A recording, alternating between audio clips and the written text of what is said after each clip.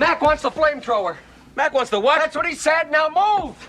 Damn it. Hello, everybody, and welcome back to another episode of A Musician and a Filmmaker. Today we're talking about The Thing. Which thing? No. We're talking about Things from 1988, a Canadian low-budget film where barely any of the action is visible, and John Carpenter called it the worst movie ever made that isn't Escape from L.A. Fuck you. Wow. Yeah. Them's some serious words. No, we're talking about The Hateful Eight, as you can see behind me. Here you go. Hateful Eight. Boom. A movie that was inspired in part by John Carpenter's The Thing from 1982. But we're not... No, we are talking about... Well, let's talk about The Thing. I think I'd rather talk about that. Well, The Thing is... the thing about The Thing is actually a remake of another thing. Called... An old classic called The Thing from Another World. Is that what it's called? Or From Another Planet? From Another World, I think. Whatever. We didn't do our research. It's not a good movie. It's just a movie. I'll tell you this much. In preparation for this podcast, I didn't do a heck of a lot. But I did start watching The Thing from Another World, if that's what it's called. And I'll tell you this. I got through the opening credits, and I fell asleep. So I do not know. Although I kind of woke up. How many movies have you done that intermittently. with at this point? Mostly every single one. I think at this point I have to This is go why you to can't like watch a movie TV theater. show, because you can't even get 15 minutes into a movie. Welcome back to Musician and a Filmmaker. How's it going, everyone? This is the third time we've tried doing an intro to the podcast because we're so low energy today. We're doing anything but getting to the actual topic of the movie. So The Thing. All right, Greg, It's you only chose been The 3 Thing. weeks. Why are we so goddamn rusty? I don't know. You know what it is? I didn't eat anything today, and I always get a little zany when I don't eat anything. Well, it's a good thing you're filling up on beer to take the place. It's not even beer. It's water. It's sparkling water. Speaking of hydration, The Thing. So you wanted to watch The Thing. You wanted us to watch The Thing. We've already seen The Thing already, but you wanted us to talk about it today. What do you like about The Thing, Greg? It's good. Good movie. Yeah, it's true. It's true. All right, I thanks for love watching. Kurt Russell. He's good. Actually, you Captain know what? Ron is in this That's- movie? I was going to bring this up because this, for listeners out there, this is actually the third year of us doing this podcast. Can you believe it? You know, nobody thought we were going to get past the first episode, and here we are, 40-something episodes later, 3 years down the line, and we're still doing it. We're talking about The Thing, which stars Captain Ron, who was the main topic of one of our earlier, was it not our second? Third Podcast. Third. And that works even better because it is the 3-year anniversary. Yes. And good things come in threes. And So in this adventure of Captain Ron, recently, I had an opportunity, and this is not a bit, this is a real thing that happened, to go to a local horror convention in Dallas and film a performance by a composer who people who have seen this movie may be familiar with the name of, Alan Howarth, who was a co-composer on many John Carpenter films, and he played the theme from The Thing and cut to the clip.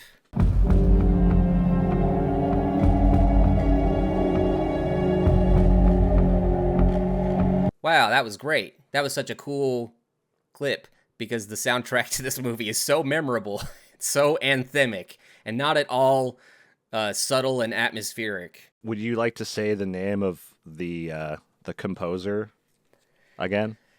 Ennio Morricone.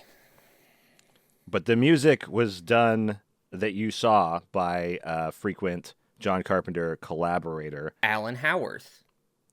Howarth. Howarth? Now, I've been saying his name is Howarth my entire That's how I heard Jay Bauman time. say it, and if that guy's good for anything, it's pronouncing things correctly. Well, I hope you're right. Hopefully. But I want to say that I have They Live on vinyl by John Carpenter and Alan Howarth. Hey, he And, played a song from They Live called Going to L.A. Cut to the clip.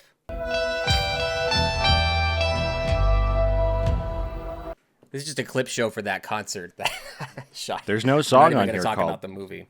There's no song on here called "Going to L.A." Well, that's what it's There's called one on called- streaming services. There's one called "Coming to L.A." Fuck you. Well, I have. This is all I have. It's just a cheap $5 Blu-ray.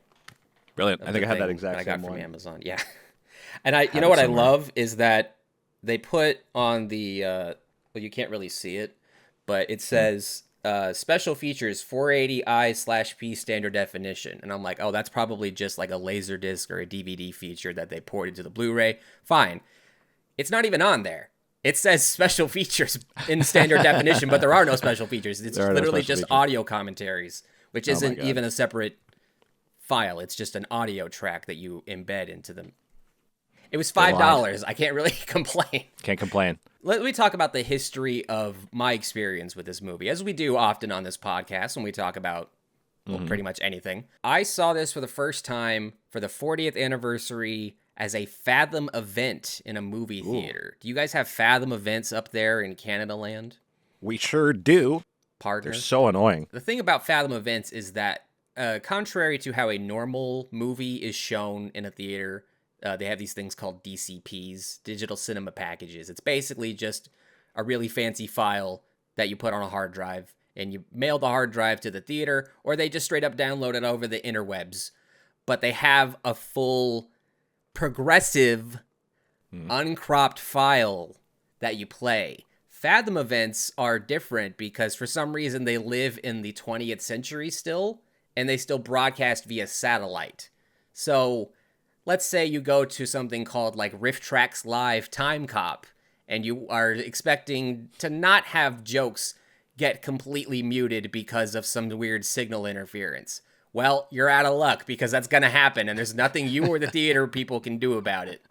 And the only reason I got on this whole tangent is because I saw The Thing as a Fathom event, but I had never seen it before that, so I didn't know that it wasn't supposed to be 1080i cropped to a 16:9 frame. As I'll demonstrate now here in editing, this is what it looked like instead of this was what it's supposed to look like. A movie literally shot in anamorphic, but for some reason the people at Fathom Events couldn't just, I don't know, broadcast a file of the same image size, but with the black bars on the top and bottom so you could see everything in the frame. And the colors were fucked up too. It was like all gray and muted and like not vibrant at all like it was supposed to be.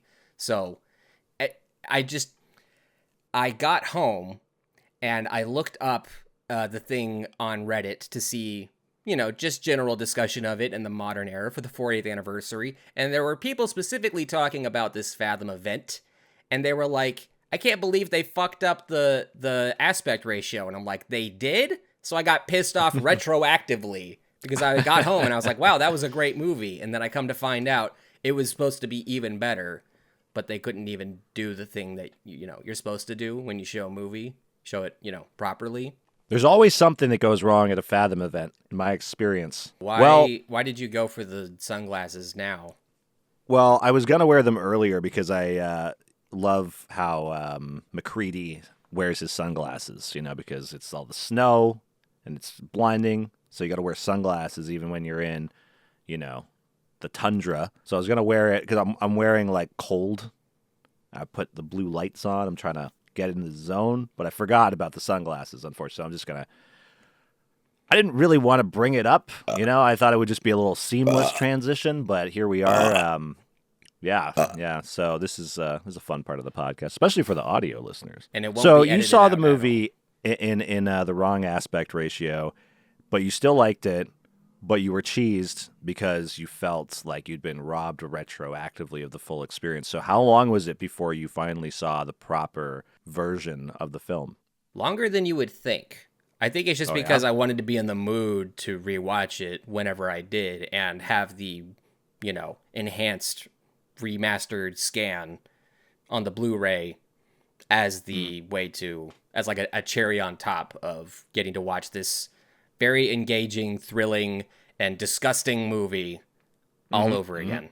And I think this was maybe the 5th time I've seen it when rewatching it for this episode. And I bumped it up from a 9 to a 10 out of 10.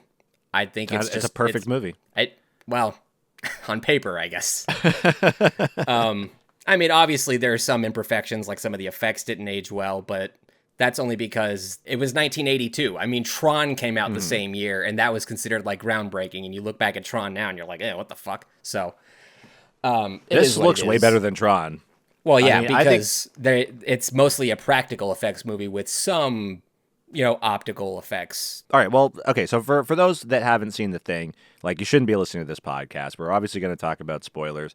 There's a lot of twists and turns that take place in this film, and it really, it's almost impossible probably at this day and age, but going in knowing as little as possible is the way to go into this movie, and that's all I'll say. But if you haven't seen this movie, stop watching this right now. Go and watch one of our other 40-something podcasts that we've done over the course of 3 years, but watch this movie first because we're going to fucking ruin it for you.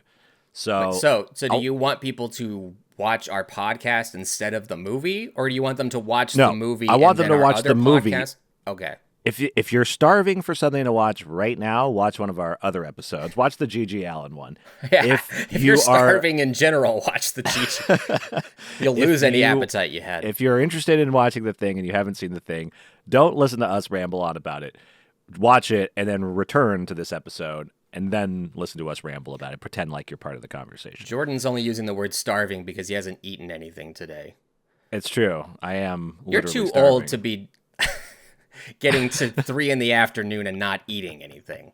That's crazy. Oh, sometimes it just gets. Okay, so let's talk about this movie. So, The Thing is it's a movie, sci-fi horror, I would say. Body horror.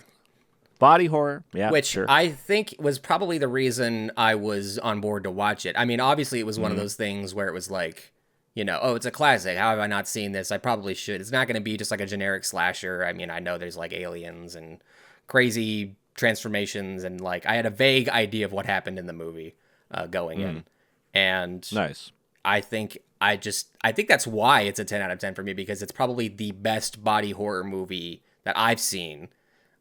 The Fly is really good, obviously, and I'm sure there's a whole compendium of Cronenberg out there that I haven't seen that could maybe surpass in terms of just like the absolute disgustery that happens in this movie. Well, I would agree. I think that the thing is that with The Thing, you've got the body horror, but you have so much more surrounding it. It's like it just complements everything. Complements. Well, it's not just it's not just like an alien movie. It's not just a body horror movie. It's more or less like a psychological thriller than anything else. In Cronenberg's movies, like, you get the psychological thriller aspect a lot of the time, and body horror's mixed in, but it's off kilter. Like, I think that in the early Cronenberg movies, the body horror is top notch, but the films aren't. I mean, I do love the OG like Cronenberg catalog, but the engagement factor by basically making like a whodunit out of this sci-fi body horror is phenomenal. And I think like anyone who's not a fan of body horror or like horror in general or sci-fi horror or Kurt Russell is going to find something to like in this movie, because it is that constant guessing game. Like, you do feel like a participant in trying to figure out who the thing is. So let's jump right into the movie. Does this piss you off, Greg? The beginning of the movie with the flying saucer. Like, I feel like this is the same thing that happens in the movie Predator, the first one. Or don't do it. Even the Truman Show, when they show the clip of Ed Harris before they even reveal Jim Carrey. It's like, what are you doing? We know the movie's called The Truman Show. Like, just make it, like, let the audience discover the mystery along with the protagonist. That's why it's written like that. What are you doing? And the thing about The Thing is that it's so perfectly paced, where the information is just given to you in tidbits. Like, I love the fact that we start off with a guy in a helicopter trying to shoot a husky dog. You're like, what the fuck is going on? Why are you trying to shoot that dog, you psychopath? It's a cute dog. Yeah. And it's like, of all the ways to try and shoot it down, they're flying like 20 feet above the snow, hanging out of a helicopter with a rifle, trying to shoot a dog that's running. And it's just like, what is going on? And then when they get to the outpost where our main cast are, The Norwegians get to the the United Norwegians, States outpost via helicopter. they are speaking in Norwegian and they don't have subtitles, so you don't know what is being said unless you happen to be Norwegian or know how to speak Norwegian. And then, even then, the dialogue that is given is still kind of cryptic because Right. it's not like saying like, this is the whole situation. It's like, that's not an actual husky dog, and you guys are like idiots. And I forget the exact translation, but it's like, if you have all that stuff, why do you show a flying saucer coming down to Earth? Because you could have just been like, well, what is this mystery? I mean, it's like being a Dutch person and seeing The Empire Strikes Back. And when he says, I am your father, Darth Vader, it's like, well, Vader is just Dutch for father already. So that's not a surprise to them. They all knew that he was going to say that. Darth before Father he said it. is Yeah. his name in wow. Dutch. I've seen Austin Powers Goldmember quite a few times. I thought that the Dutch word was faja. That's just how Goldmember says father. Goldmember. I was like, what is that character's name? It's in the fucking title. It's in the title. It's the best Austin Powers movie. Unironically. Apparently, there's a new one coming out. Look, they've been saying that we're going to make Wayne's World 3. At this point, I think Mike Myers is just saying things to see if like there's enough public interest to trick studio executives into giving him and a production company the money to actually do it. I doubt it's going to happen. I mean, did anyone watch The Pentaveret on Netflix? No, probably not. I tried. I gave up real quick. Exactly. And it's a TV show, so you fell asleep within 15 minutes. So the thing. The thing. You have a problem with the UFO shot. I don't, because Really? I think maybe the first time you watch it, you're assuming that, via Kuleshov effect, it happens like right before the next scene you see, which is the helicopter and the dog and the guns and the grenades and all that. But I think it's actually cooler to retroactively think about that shot when they're investigating the Norwegian, the crash site of the UFO later, and they're figuring out how deep it's buried based on like, ice drifting or whatever it's called. And they're like, this has to have been here like 100,000 years ago. And you're like, okay, that kind of makes that shot at the beginning cooler, that it's like, this happened a long ass time ago. And it's not like the Norwegians just heard that while they were there in Antarctica and went, what? Did a UFO crash here? And, or what did you refer to clash here? That's my best. You know what I'm doing. I'm doing the Muppet thing. Isn't that the Muppet, the chef? Yeah. Swedish chef. I But think that Swedish, plays yeah. into the joke in the movie whenever Right, they Kurt always Russell say keeps it's calling them Swedish, Swedes, yeah. and they have to keep correcting them that they're Norwegian.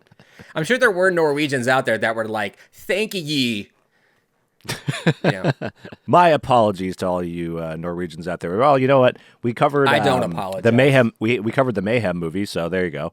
Don't say we didn't do nothing for you, Norway. So you like it, huh? Yeah. I think it's fine. I don't think that the movie suffers without it, but I think it's also just like an extra neat little detail. I hate it. I hate it. I wish it wasn't there, but I do get what you're saying. I like the bits where they're exploring the Norwegian outpost and kind of putting together all the UFO stuff.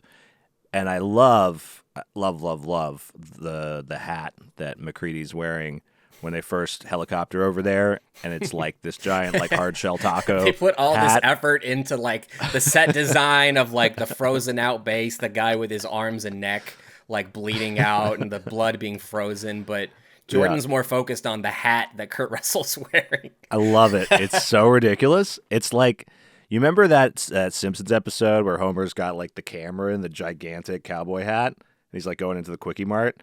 It's like that, but for some reason the whole cowboy hat's turned sideways so that like the fucking frills are like going up in this weird hard shell taco way. It's great. But the movie The Thing, like I agree that shot with the frozen blood coming out of like the wrists and everything is absolutely horrifying.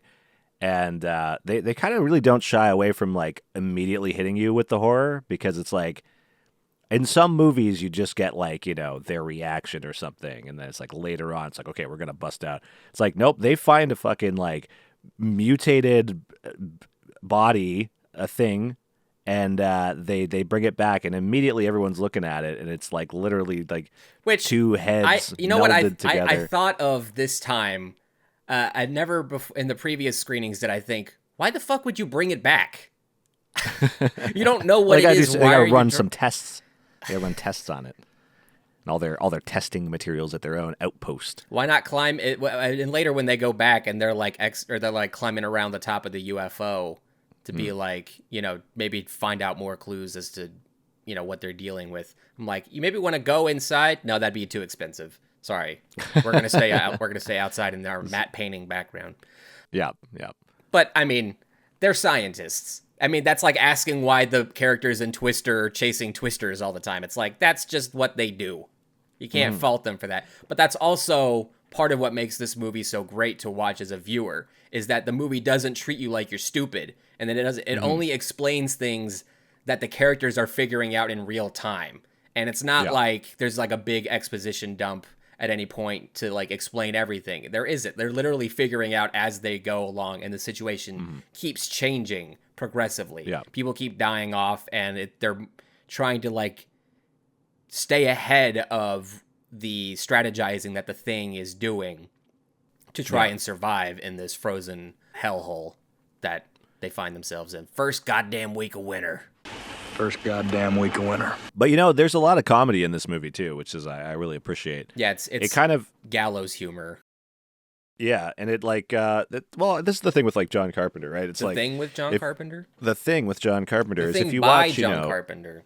The thing about the thing with the thing about John Carpenter's thing is that if you look at John Carpenter's movies, there's always like a healthy dose of humor injected into it. I mean, I would say The Thing is probably a little lighter than, like Big Trouble Little China or Dark Star, but it's still there. I mean, the movie starts off, and honestly, like when I was rewatching this last night, I was like laughing so hard at how McCready's like opening scene is him playing chess on this like MS-DOS computer, and he like gets checkmated and he fucking pours his whiskey into the computer and just destroys it.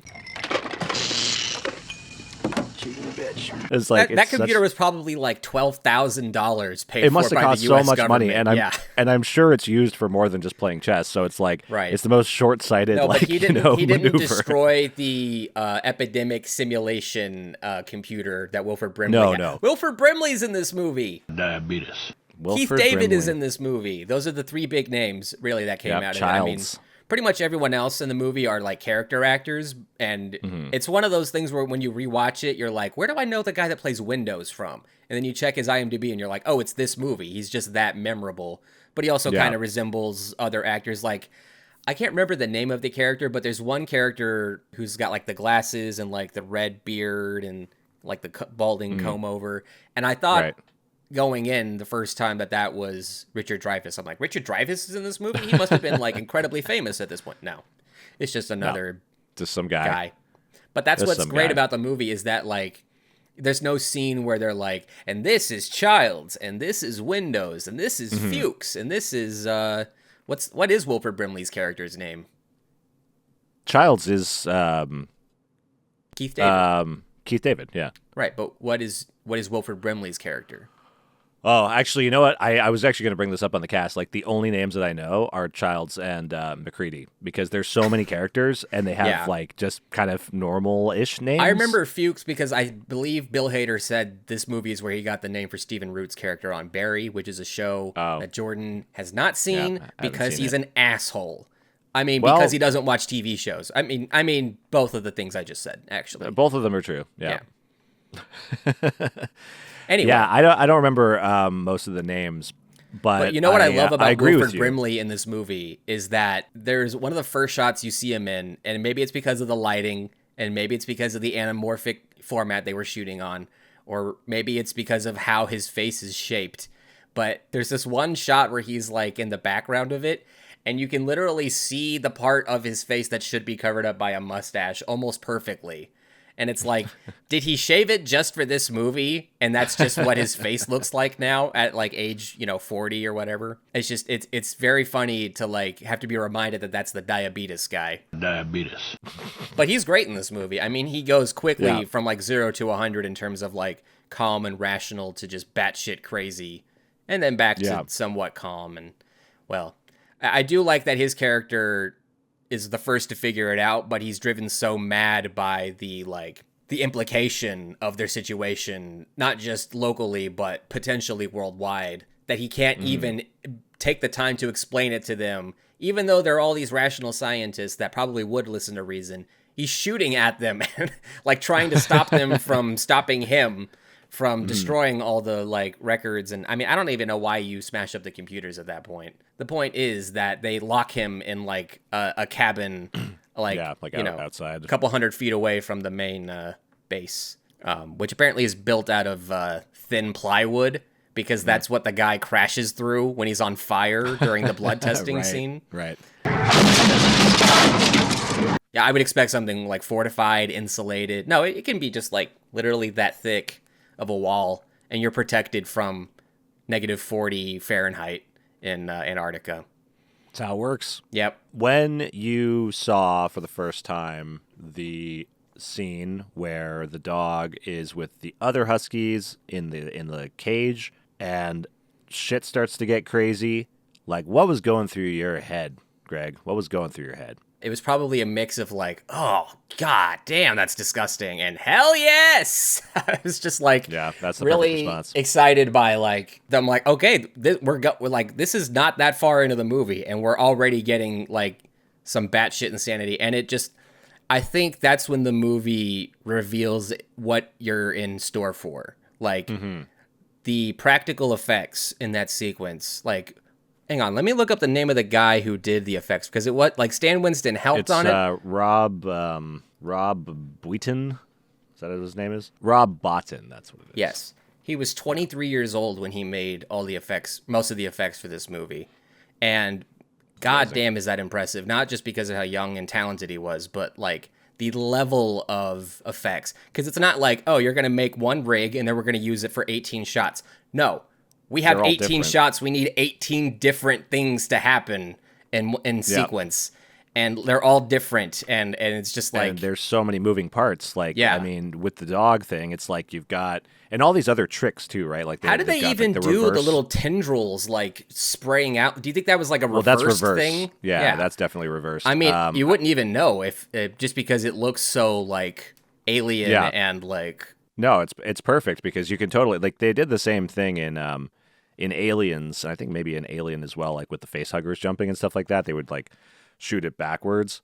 But, yeah, that's the beauty of... Like, I think they were saying that in one of the making of for Aliens, where they were like, if you have an alien creature, it only adds to it if it looks unnatural, because it is fucking unnatural. And you can get away with stop motion and all these other more practical things because, well, it is going to be uncanny because it is not alien. Of planet Earth. Exactly. But I do think that is probably the moment on the first viewing where you go from, why were those crazy Norwegians trying to kill that dog, to, they really should have killed that fucking dog. They should have burned that dog alive is what they should have done. Because that seems to be the ultimate solution to killing the thing, is just flamethrowers. Flames. Which, thank God, they've got a ton of them. I guess that's a necessary tool to have in Antarctica. But well, I it's love probably that practical moment. for multiple reasons. That's the moment before that they light it up. I love when the guy who gets like grazed on the leg by the Norwegian guy at the beginning, he runs into Keith David's room and he's like, Mac wants the flamethrower. Mac wants the what? That's what he said. Now move. And it's just like the perfect comedic timing, but you're also about to see like they have to kill dogs to stop them from like assimilating into this like I'll say a Cronenberg-esque type just homunculus thing in front of them, like creature of various other creatures. But it's great that they immediately reveal like, no, the only way to kill this thing is fire, and the only thing that keeps it living is the fact that it's in the Antarctic, where it can just get frozen in ice and continue to exist, and then whenever it gets thawed out, it can go back to preying on living things no matter what, like literally down to the cellular level. That's what's so great about the blood testing scene, is that an amazing scene. Just the concept of like watching the liquid start gravitating towards like a living thing to glob onto. You're just like, oh my God, like it literally so many different degrees of unstoppable, unless of course you have a flamethrower. But that's what's so great about the movie is it's not like they reveal the monster in the first 15 minutes and then it looks like that. No, every scene it starts different and then keeps evolving in the same sort of, not the same way even as the dog thing, but in the same like concept of like, it's like, I'm sure this was inspired by the thing, but you know the Alex Garland movie Annihilation. Right. That scene at the end when the thing is just like constantly like transforming and even the like mirrored entity thing and when they find the guy in the hall and like his torso is just like it's like a cancer that spreads basically. That's the metaphor in that movie. But just like the idea of that is like such a visceral and again disgusting thing to show in a movie.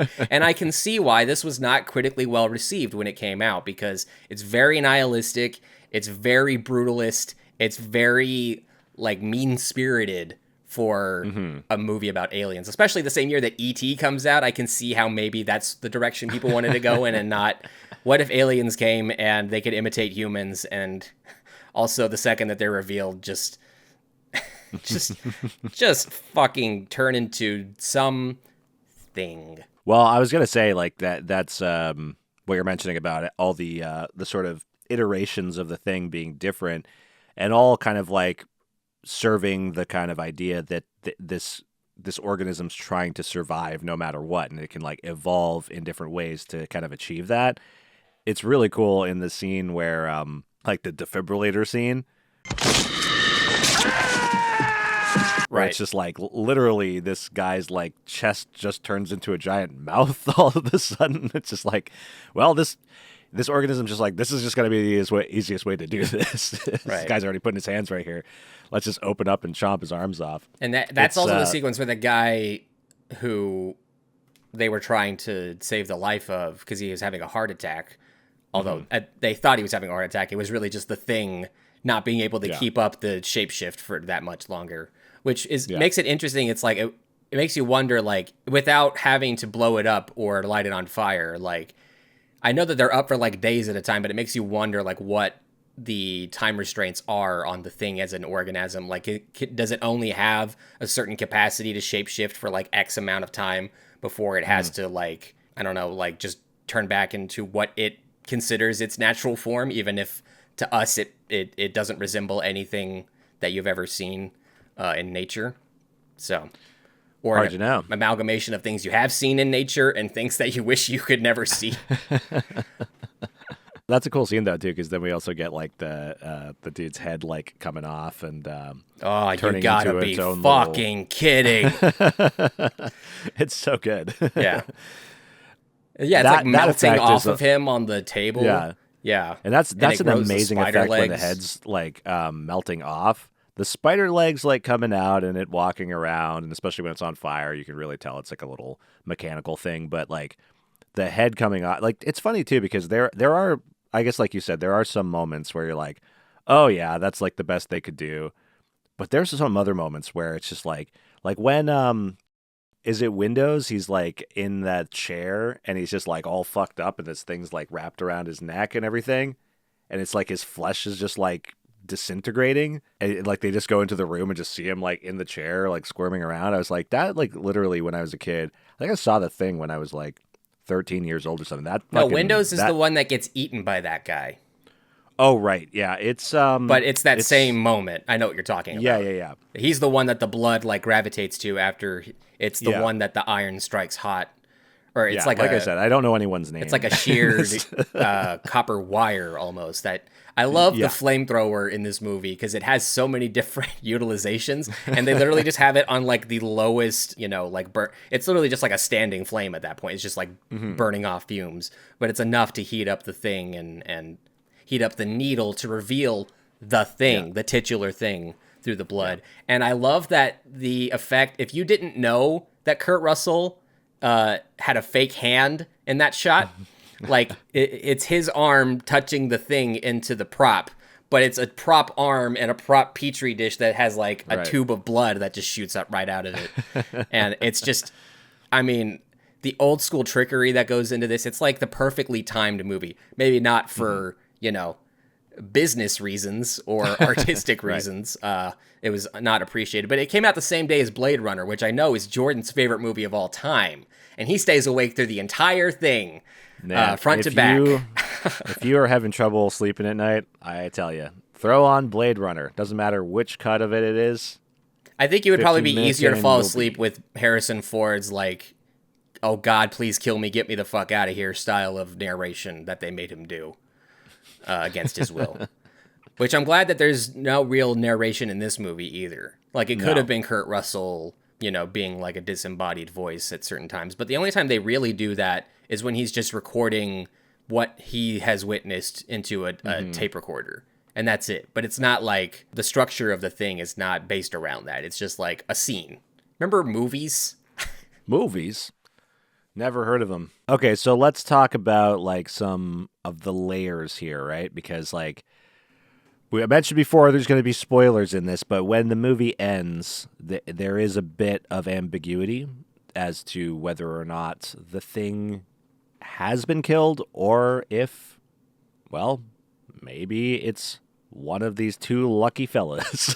The only two we've already said which two because they're the only two whose names you can remember. Childs and McCready are. Yep, Childs and Mac. Can we back up just a little bit because this movie, going back to that initial Fathom event screening, the 40th anniversary, there were people in the crowd who had obviously seen the movie. They did me no favors when it got to the moment where, you know, the thing, they're under the base and the thing is like about to attack Kurt Russell and he's holding a stick of dynamite and he goes, yeah, fuck you too. And then he throws it. Well, the guy in the row in front of me said it in unison. So I was more distracted by that to appreciate the one-liner that they threw in at the last second, which apparently wasn't what they scripted. He just came up with that on set and they're like, yeah, that's better. And it's instantly iconic. But for me in the moment, I was like, fuck you, dude.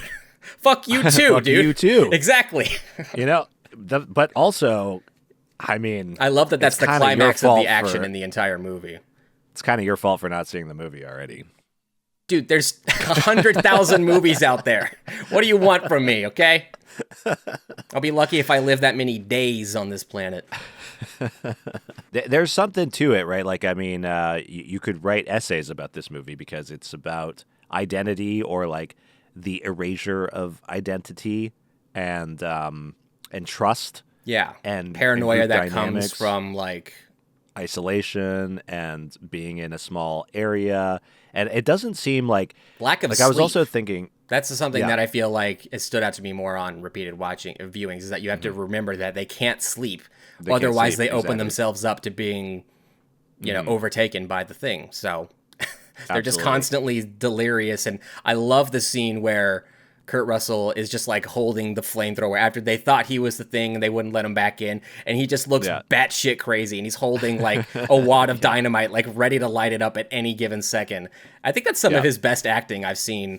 I mean, Captain It's so Ron good. gets kind of close in moments, but that scene Captain in particular Ron is the gold standard for me, but this is like right. As far as Kurt Russell performances in this movie, that's probably my favorite, just because it's so like it's understandable, but it's also kind of goofy, and that's what makes it so like entertaining, I think. And I mean, you perfectly understand his position at every point in the movie. Like, no one seems like they're acting irrationally, whether it's because the screenwriter wasn't talented enough to make it work or they just wanted things to happen. No, it's like things happen for a reason. Everything that happens in here for a reason, except maybe you can argue when Kurt Russell shoots the dog keeper guy in the head. That was a little uncalled for. A little uncalled for. And that was kind of funny as a payoff, too, because they thought the whole time that guy was secretly the thing because he had interacted with the dog before putting him in the kennel or whatever. Right. But then he just gets shot in the head, and it turns out he was not the thing. He was just a guy, and now he's dead. They're like, God damn it, stop killing people. But I think that's the only, like, human-on-human kill in the movie. I think you are right. Except, Well, actually... the Norwegian at the beginning. He With the accidentally guy kills with himself. the blonde eyebrows. Well, yeah. Oh, yeah. So, yeah, knocks he out shoots the him in the really eye. thin window and shoots it with his... Again, like you're in Antarctica. The window should not be thin enough that you can knock it out with the barrel of a pistol, a revolver, even. But the other Norwegian guy accidentally kills himself with the grenade, which Right. is another, like, very slapsticky moment for the movie to start off with. I don't think there is, but there should be like that little noise, like when he goes to like raise the grenade and it flies behind him. There should be a noise that goes like whoop. Yeah. You know. And the funny thing is too is like why does he go after it? Like the other Norwegian's like just like oh shit and starts like running away, but the other guy runs back to it and dives on top of the snow and he's like digging. I was like, dude, you have a limited amount of time before this fucking thing blows up. It's like, a grenade. Yeah, it's a grenade. Like it's like an incendiary grenade too. It's basically just like a can of gasoline or like kerosene. Yeah. With a fuse in obviously powerful enough to blow up the entire fucking helicopter. It's right. like, what is your plan exactly? I'm going to get this thing in time and then throw it and still going to. So like that's just, I think that's another like John Carpenter, like it's just humorous. We were going to talk about the ending, the final scene between Childs and McCready. Let's get back to that. So it's at a point in the movie where Childs is like Kurt Russell, Wilford Brimley, Keith David, and forgive me, but the other black guy. I'm sorry, I should say his name because he died this year, I think, and we should pay honor tribute. and respect that. T.K. Carter, Knowles, who's listening to the only needle drop in the movie when he's introduced, which is very superstitious by Stevie Wonder, which is a great little character building bit when the guy asks him to turn down the music, and then he doesn't. But anyway, so it gets to that final sequence. And there's only like really 4 of them left, but they don't know that Wilford Brimley has been turned into the thing. Blair is his name, by the way. Right. Blair. Yeah. Keith David gets separated from the rest of the group, but by the time that he re-enters the scene, Kurt Russell's already blown up the base and ostensibly killed the only remaining thing. But because the paranoia in the situation is so high, he can't actually guarantee that Childs isn't the thing, but they've literally run out of any sort of way to stay, not frozen in this Antarctic frozen wasteland that they now find themselves in. So they're going to die of exposure before the sun comes up. Anyway, so they just kind of have this moment of resignation where they're like, look, I don't know if you're the thing or if I am or what. Like, I'm too tired and I'm just going to freeze to death. So it really doesn't make a difference. Like, whatever. and the ambiguity of the scene is that both of them are just going to sit and wait it out, and then they fade to black before we can find out. And I'm okay with that. I think it's not like a thing where I think it's like the perfect way that you could end this movie, that the paranoia will literally never leave them until they die. And it leaves the viewer with the paranoia instead. You're like, who is it? Did they kill it? And I've heard that John Carpenter has said before that he does know who the thing is. Right. I remember, the question was specifically, do you know who the thing is? And there he goes, yes. Next question. Like, he's not going to say. I know. And it's like asking David Chase if Tony Soprano survives after the cut to black at the end of the finale. It's like, I'm sure he knows, but that would ruin the whole point of the scene and ending it that way if he just said, oh yeah, no, he gets killed. Like, but there are some hints, aren't there? Like in the movie, I mean, this could totally be like one of those things where people that watch it are like kind of looking for they're grasping for stuff, and then they're kind of putting it together after the fact. But I think the main theory is that Childs is the thing, right? Because there's the breath. Which like has been disproven with these restorations of the movie over the years. But that was a big theory for a while. And then also, what's the name of the cinematographer on this?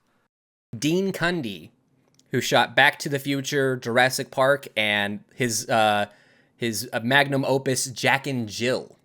Ooh, wow. What a same year as wacky, the Thing prequel remake with Mary Elizabeth Winchester.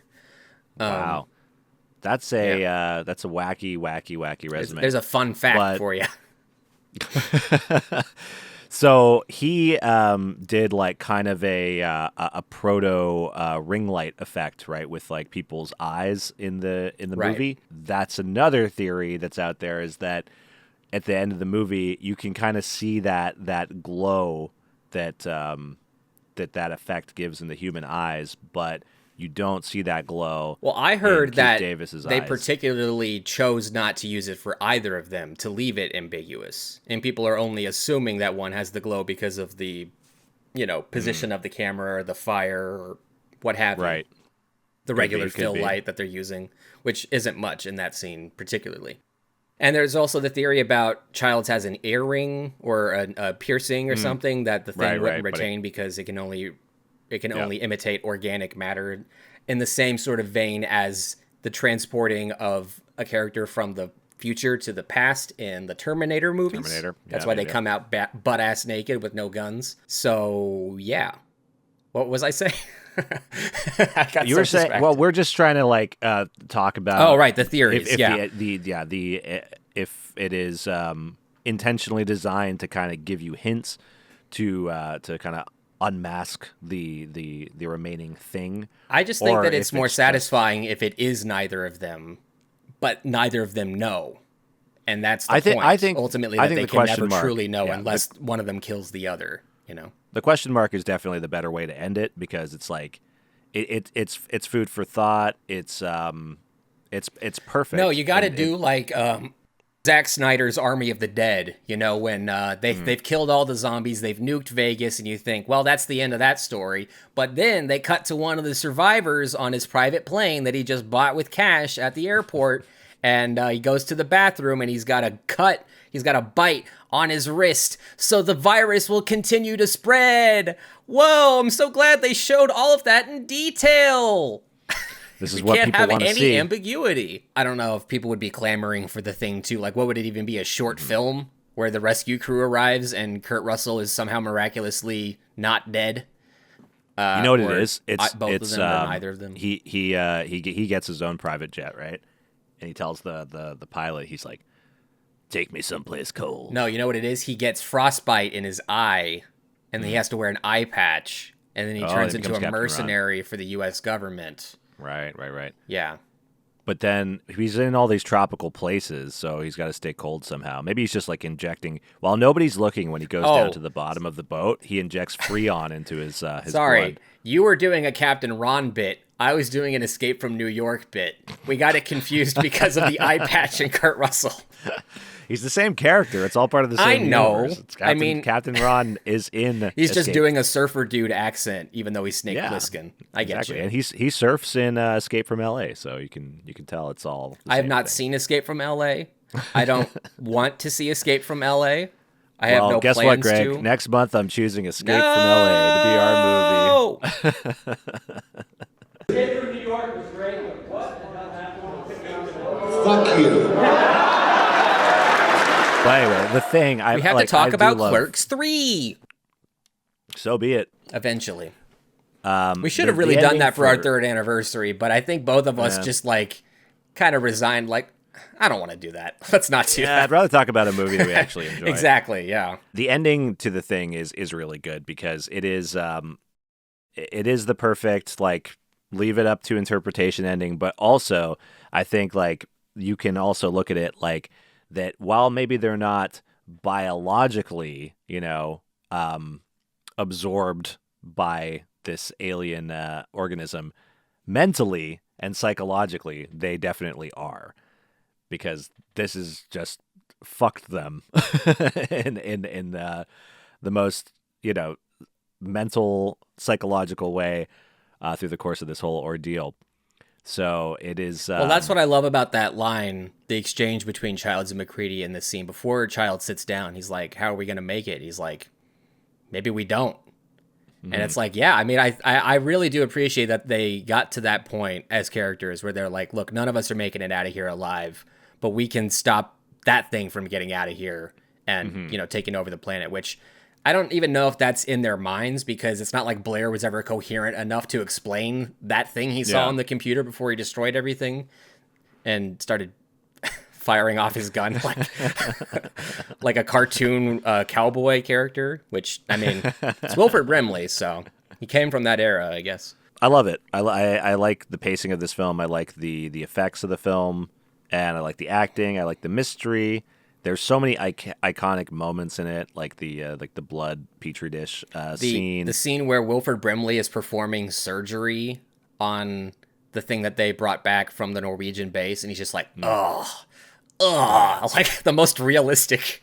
I believe, so I don't know if it's true, but I believe I read somewhere that they intentionally didn't do a rehearsal of that. They just put him in front of it and gave him like a scalpel to cut it open with, and they're like, action. So his reaction, I think, is genuine. Just like seeing what the creature shop or the effect shop is whipped up, and him just being like, oh, it's all slimy, and they probably made it smell bad. Yeah. And wasn't this a thing where, am I getting it confused with The Hateful Eight, because that movie was so inspired by this one that they kept the interior sets, which were not shot on location in British Columbia and Alaska, of like the base itself. Did they keep the sets at like 32 degrees Fahrenheit to like still get that visible breath on the inside, or was that just The Hateful Eight? I don't think they do have visible breath inside. I don't think so inside. Yeah, I think that was just Tarantino's crazy ass. And it's got to be real, okay? I know we're on a set in California, but it's got to be real. It's got to be authentic. That's why we're in a wooden shack with no electricity, and there's a spotlight shining directly on at least 10 different spots in the same giant room. Okay? All right. Shout out to the anamorphic lens families, because they if there's one thing John Carpenter loves, it's shooting in that format, and it's filling the frame with as many goddamn people as possible when the moment arises, like the scene when they're burning the corpses out in the snow, and there's like 13 people in one shot, and it looks great because it's anamorphic, and they're not just like cropping. I was ranting to Jordan about this before the podcast started. Okay, so there's multiple things I want to bring up. Number one is like the overuse of 235 in modern streaming eras. You'll watch an Apple TV show that's just like a normal drama and it's shot in 235, and you're like, why? It's a TV show. You're not fooling anyone. Like, I know you're Apple and you put a shitload of money into all your productions, but it's like, I've just become kind of jaded by that. But I've also got to the point now where I'm like realizing why it bugged me so much. And that's because a lot of these productions don't shoot natively anamorphic like I'm doing right now. They shoot spherical like Jordan is doing right now, and then they crop the sensor, which I will demonstrate right now. And yeah, well, you don't have to do that. It's I was demonstrating. No, the editing will demonstrate it.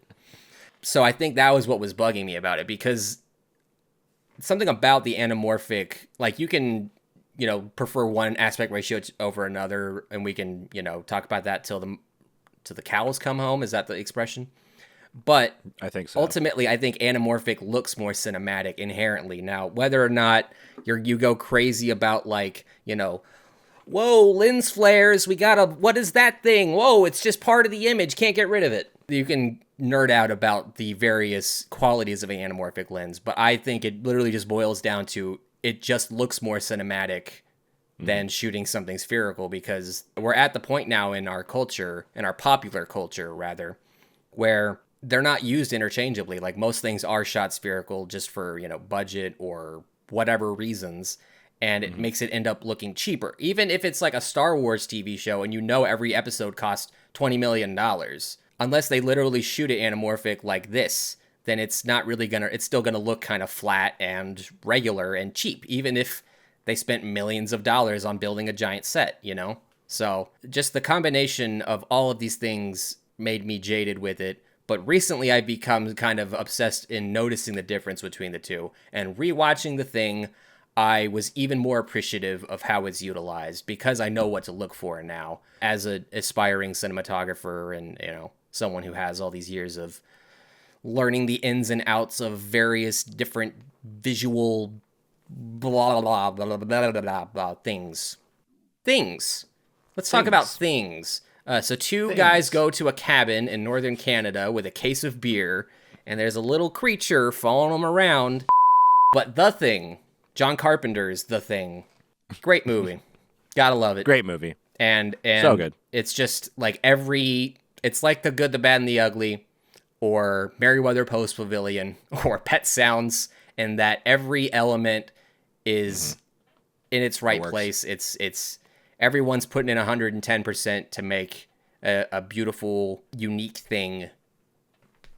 And it worked out in this case. But it is just bizarre to me that like the bar has fallen so low from what you would expect when you went to a movie theater 40 years ago, that like this is considered a masterpiece now, only retroactively. And at the time it was people just like writing it off like, you know, I don't know. I liked Escape from New York and Halloween, but what is this? Like, but now it's just like, I feel like you can't talk about John Carpenter without bringing up this movie.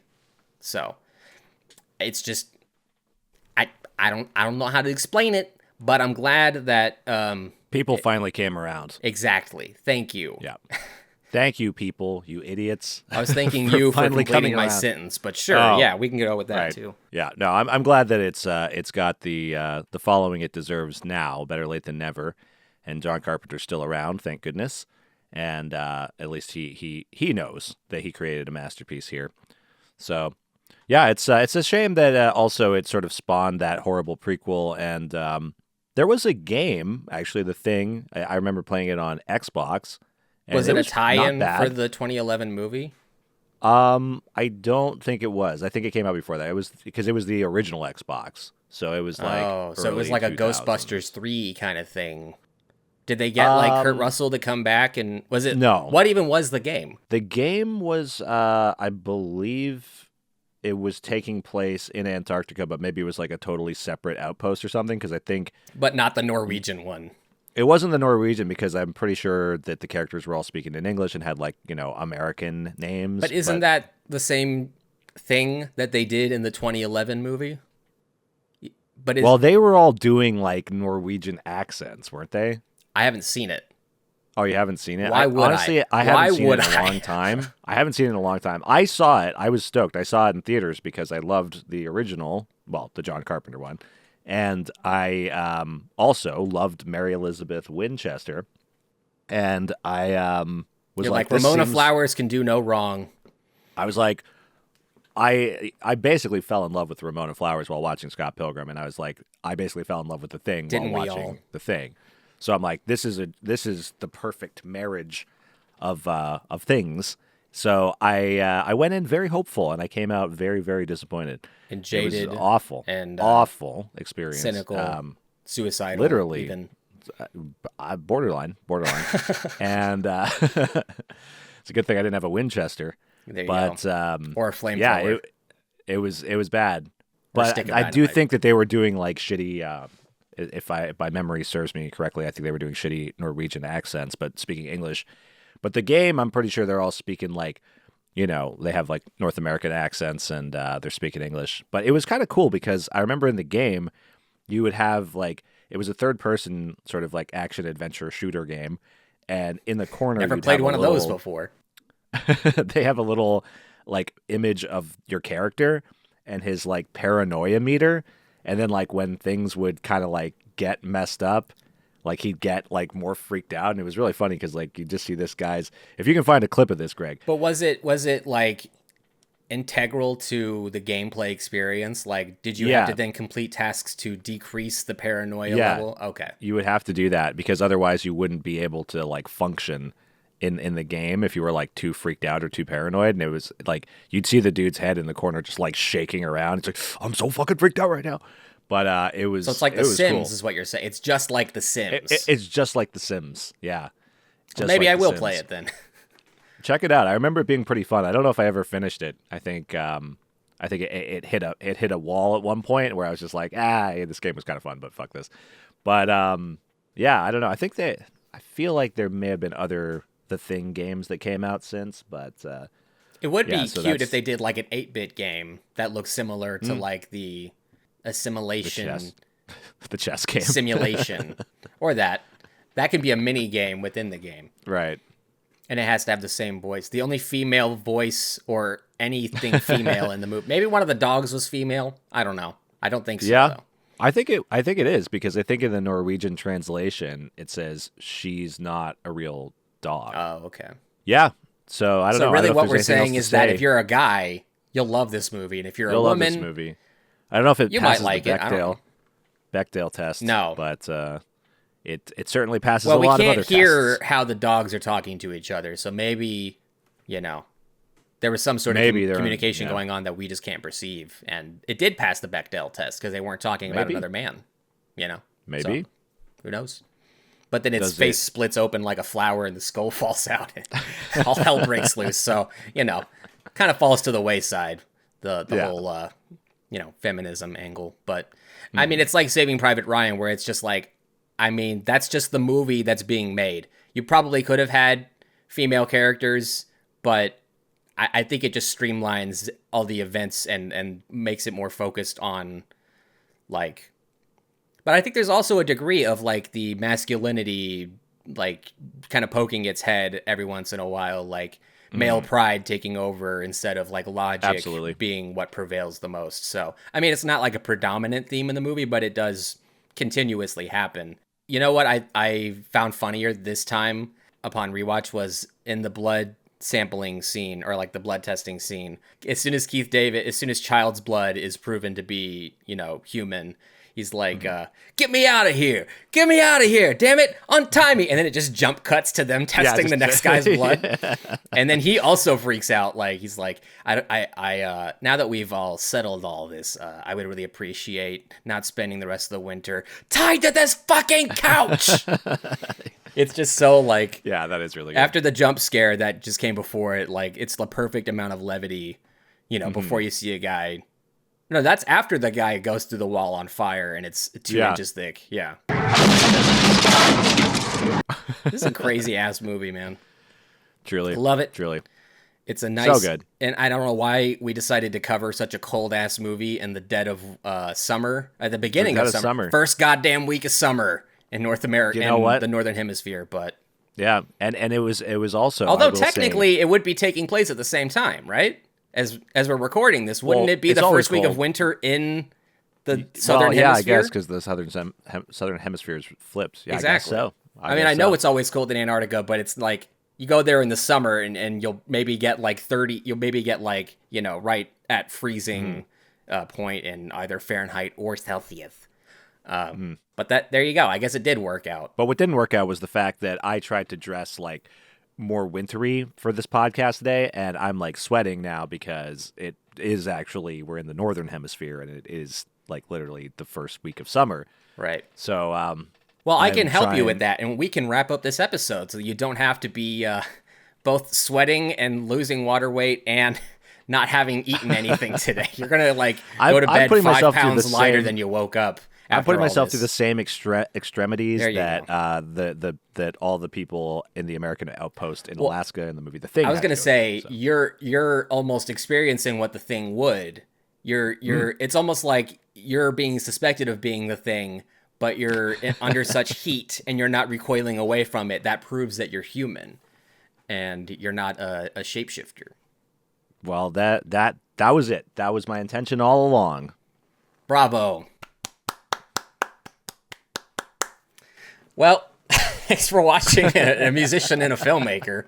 The Thing, man, 10 out of 10. Of course, it's an amazing movie. I wouldn't say ashamed that I took so long to get around to watching it 4 years ago, but I'm glad that I did, and it became an instant favorite. Like, in the horror genre, in the classic movie sphere, I don't know.